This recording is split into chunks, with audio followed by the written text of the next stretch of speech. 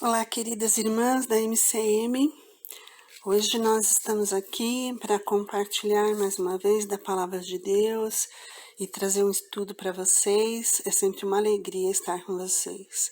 E hoje o nosso estudo tem como tema: o meu bem-estar depende do bem-estar da minha cidade. E tem a ver com este ano, que é o nosso, mais um ano de eleições, né? Este ano nós vamos ter as eleições municipais para eleger os prefeitos e vereadores das nossas cidades. E fiquem tranquilas, porque eu não vou vir, esse estudo não é com o objetivo de fazer campanha eleitoral para ninguém, né? Porque isso não deve ser realmente a nossa proposta. Mas é um estudo muito bem feito por um pastor que, com a preocupação de nós exercermos bem o nosso papel. E infelizmente muitos cristãos vêm com essa coisa: eu não gosto de política, eu não quero me envolver com política, eu não quero nem saber de política. E esse é um grande erro, porque nós podemos dizer que infelizmente a situação do nosso país, toda a corrupção e tudo que tem acontecido, nós como igreja temos uma grande parcela de culpa em tudo isso, porque a igreja tem sido omissa por muito tempo, né? Um pastor, eu não lembro agora, infelizmente, o nome dele, mas uma vez ele compartilhou nas redes sociais, né, dizendo que se os cristãos do Brasil se unissem realmente para orar e para se envolver com a situação do país, o Brasil seria outro país. E isso é uma verdade, né? Nós não podemos falar: não quero saber de política, não gosto de política, não vou me envolver com política, e não podemos continuar alheios à política. Claro que nós não podemos usar os nossos púlpitos, usar esses grupos como esse nosso para ficar fazendo campanha política, para nada disso. Mas nós temos que sim termos momentos de conscientização, porque depende de nós realmente o nosso mundo, o nosso país ser um pouco melhor, né? Não adianta a gente falar: porque o mundo jaz no maligno, porque nesse mundo nós teremos aflições mesmo, porque o nosso lar não é este, nossa morada é nos céus. Nós não podemos ter este pensamento e aí não nos importar, né? Deus diz que nós teríamos aflições neste mundo, mas Ele não diz que a gente tinha que sofrer eterna, sempre, em todos os momentos, porque o nosso lar é no céu. E aí vale deixar um versículo aqui, que está lá em Jeremias 29:7, que é o versículo que está baseado esse estudo. E nesse versículo, Deus diz através do profeta Jeremias para o povo dele: trabalhem para o bem da cidade para onde eu os mandei como prisioneiros. Orem a mim, pedindo em favor dela, pois se ela estiver bem, vocês também estarão. E olha, Deus ordenou isso para o povo dele no tempo que eles foram levados como escravos para a Babilônia, né? E eles estavam lá na cidade da Babilônia, estavam desanimados, não queriam fazer nada, porque eles estavam numa situação realmente triste, de escravidão.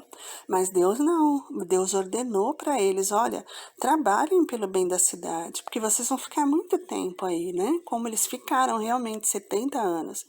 Então, não é porque eles sabiam que um dia ia voltar para Jerusalém, para Israel, que não ia fazer nada na cidade onde eles estavam. Então, Deus ordenou: trabalhem para o bem da cidade para onde eu os mandei como prisioneiros. A mesma coisa Deus diz para a gente hoje: trabalhem pelo bem da sua cidade, pelo bem do seu estado, pelo bem do seu país, porque vocês não sabem quanto tempo vocês vão ficar aí, né? Nós temos a nossa cidade, a nossa pátria celestial, mas por enquanto nós vamos ficar aqui, nós não sabemos quanto tempo nós vamos ficar. Então nós temos que trabalhar para o bem da nossa cidade. E como é esse trabalhar? Da melhor maneira, tudo que estiver ao nosso alcance para fazer, para que nossa cidade, o nosso país esteja em melhores condições, nós devemos fazer.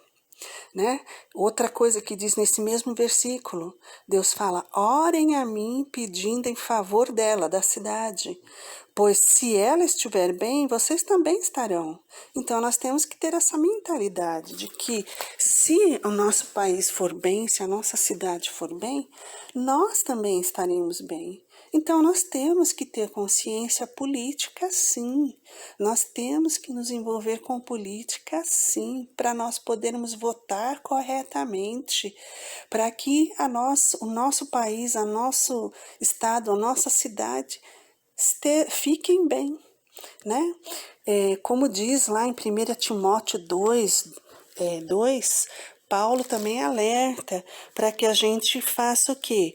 Orem em favor dos reis e de todos os que exercem a autoridade, para quê? Para que vivamos vida mansa e tranquila, com toda piedade e respeito. Então, nós temos que ter consciência política para isso. Porque lá em Provérbios 28:15 diz o quê? Como leão que ruge e urso que ataca, assim é o ímpio que domina sobre um povo próprio. Um povo pobre. Ou seja, se o governo está na mão dos ímpios, isso é mais perigoso do que um leão que ruge, do que um urso feroz, né? Então Deus está nos alertando para isso. Então, nós como igreja, nós temos que ter uma consciência política. E as eleições estão aí se aproximando. E aí, o autor desse estudo, que é um pastor, ele dá algumas dicas de como a gente pode votar melhor, né? De como podemos votar conscientemente. E a primeira dica é a mais importante, com certeza: oração em primeiro lugar. E nós devemos orar não só quando já foi eleito, ou orar pelas autoridades, isso nós temos que fazer mesmo.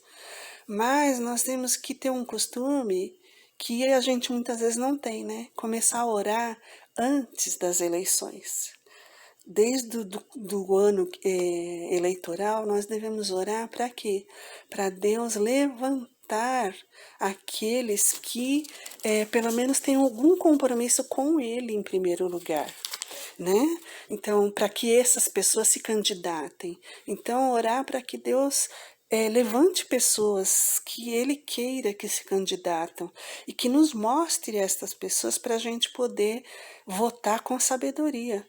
Então, a gente tem que começar a orar desde já, se nós não começamos ainda, para Deus realmente levantar essas pessoas, preparar essas pessoas que Ele quer como prefeitos, como vereadores das nossas cidades, e que nos mostre isso para que no dia certo da eleição a gente vote corretamente. Então a oração é fundamental.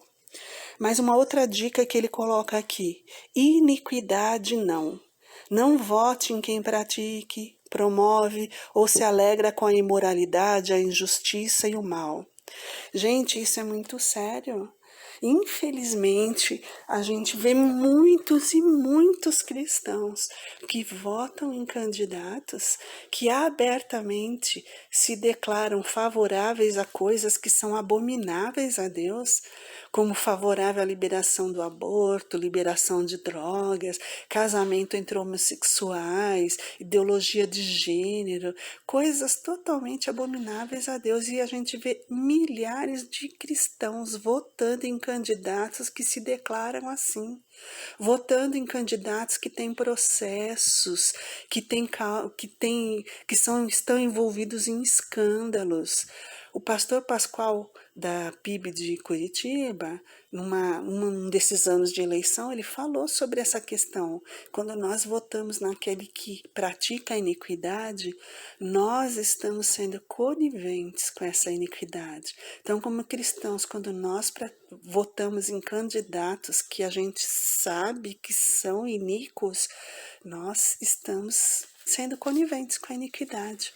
E isso é abominação para Deus. Então, vamos analisar direitinho, vamos ter um pouquinho de tempo para pesquisar realmente, se informar. E hoje em dia isso é fácil através do Google, das redes aí da internet, pesquisar se os candidatos não têm nenhum processo, se nunca foram se envolverem em escândalos, quais as propostas dele, se ele está envolvido com propostas aí que levam à imoralidade, a abominações a Deus. A gente tem que ver isso, né? Outra dica, nada de rostinho bonito ou de fala bonita. A gente às vezes se leva muito pela aparência, né? Então aparece lá os candidatos bonitinhos ou que falam muito bonitos, que tem aquele discurso maravilhoso. E aí a gente vota nesses candidatos. A gente, como cristãos, não pode deixar isso, né? A gente não pode se deixar levar pela aparência. A gente sabe que o nosso Deus é um Deus que não vê a aparência. Ele quer um coração dedicado a Ele. Então, a gente já tem prova disso, né? A gente vê candidatos, vê governantes aí que têm discursos belíssimos, só que só aprontam. E a gente não pode se deixar levar por isso. Então, a gente não pode se esquecer. Nós temos um exemplo de um dos maiores líderes que a gente conhece da Bíblia, que é Moisés. Moisés era gago, né?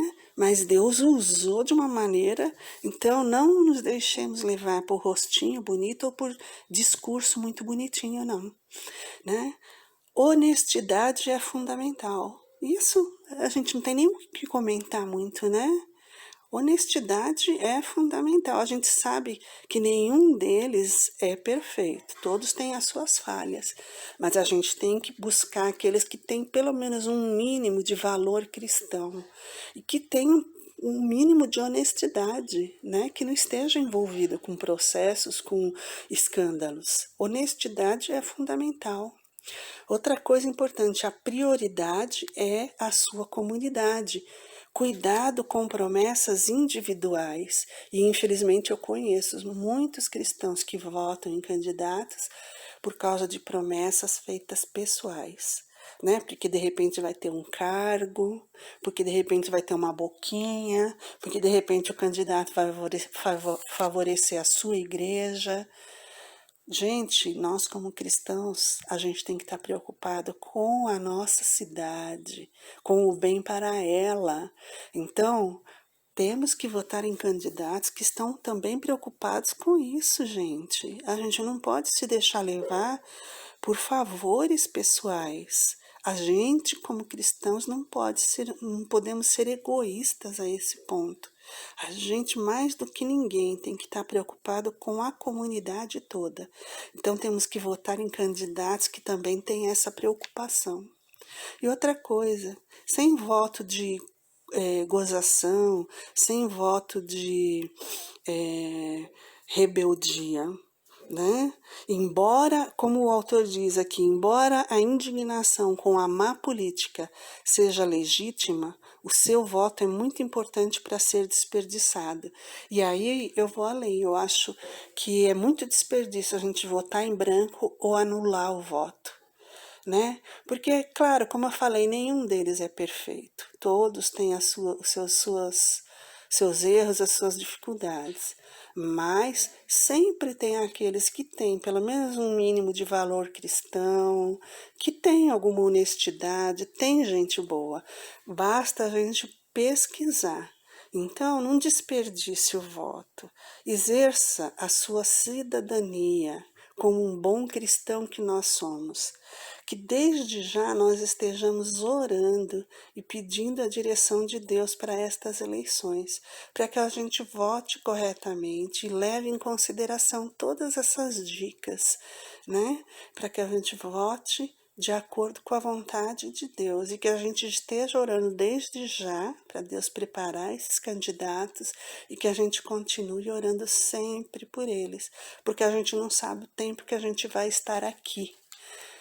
Mas, como o texto diz, que nós possamos fazer de tudo para que a nossa cidade vá bem, porque assim nós também iremos bem. Que Deus nos abençoe e nos ajude. Um grande beijo para todas.